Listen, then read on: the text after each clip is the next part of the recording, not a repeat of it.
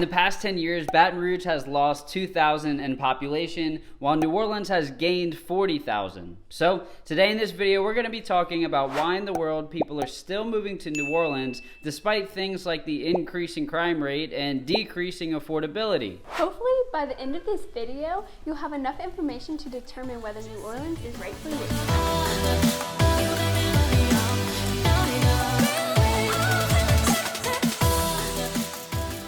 Hey, if this is your first time to the channel and you want to know anything and everything about living in South Louisiana and areas like New Orleans, well then you're going to want to subscribe and tap that notification bell as well so that you can be the first to know about the current real estate market here. If we haven't met before, I'm Natalie, and Carson and I are real estate agents with Riker Realtors Losher Properties, and we're investors and private money brokers as well. And we love helping people just like you with the process of buying and selling real estate. So if you live down here with us and you're interested in selling your home, we can help you sell it or buy it ourselves. And if you're looking to relocate here, whether it be in the next 9 days or 90 days, the first step is reaching out to us.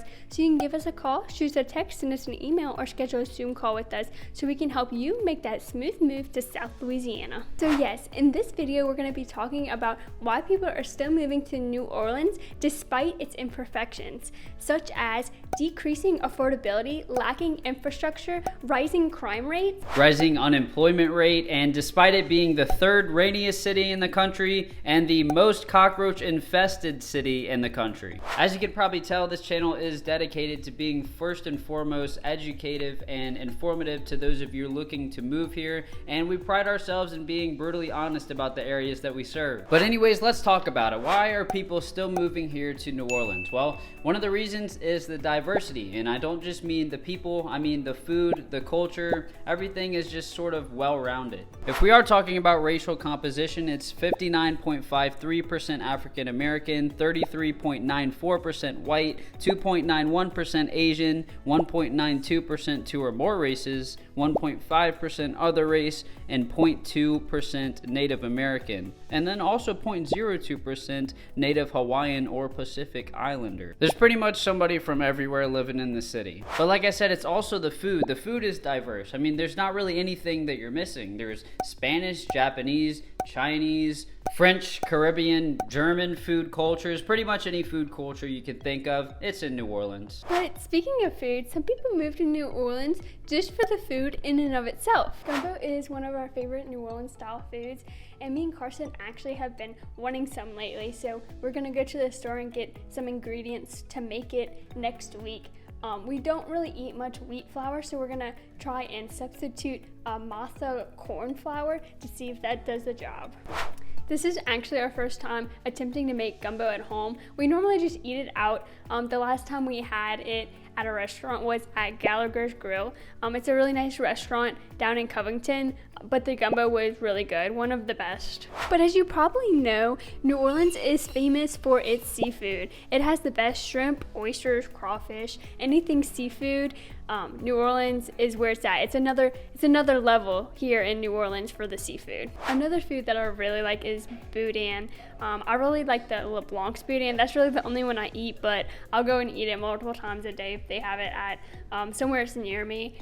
But it's made of pork, cooked rice, seasonings, onions, and it's wrapped in sausage casing. But it's one of my favorite foods. I really love it. And of course we have king cakes during Mardi Gras season. Mardi Gras is a thing in and of itself.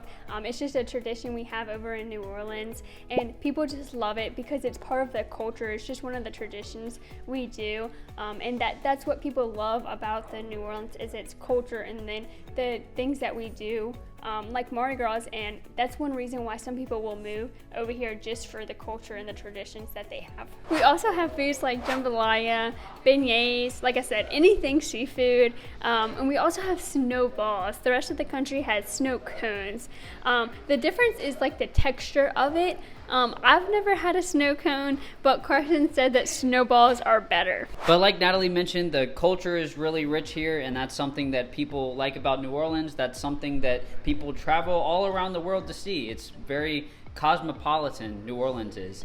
And you know, another thing is the community, the Southern hospitality, the fact that there's more festivals than there are days in a single year in Louisiana. There's always something to do, and that's something that's great about New Orleans. It's kind of one of the cities that never sleeps, and we'll talk about nightlife in a second, but there's just always something to do. There's always something to do with your friends, with your family, and you can have great experiences very often. And that's what we live for, right? We live for memories, we live for good times, good experiences. At least I do. But yeah, nightlife. Nightlife is another thing that people just love about New Orleans. The fact that you can drink just about anywhere at any time is appealing to some people, and they move to New Orleans for that aspect of it. It's not entirely uncommon for bars to stay open all night, essentially 24 hours per day. But then again, it's also not that uncommon to see random people passed out on the sidewalk when you're walking down Bourbon Street. But the bars and the clubs and the drinking is something that's attractive to some people, and that draws people into New Orleans. But yes, it is true that I said that snowballs are better than snow cones. I also said this in one of my other videos about New Orleans, and I stand firm in that opinion.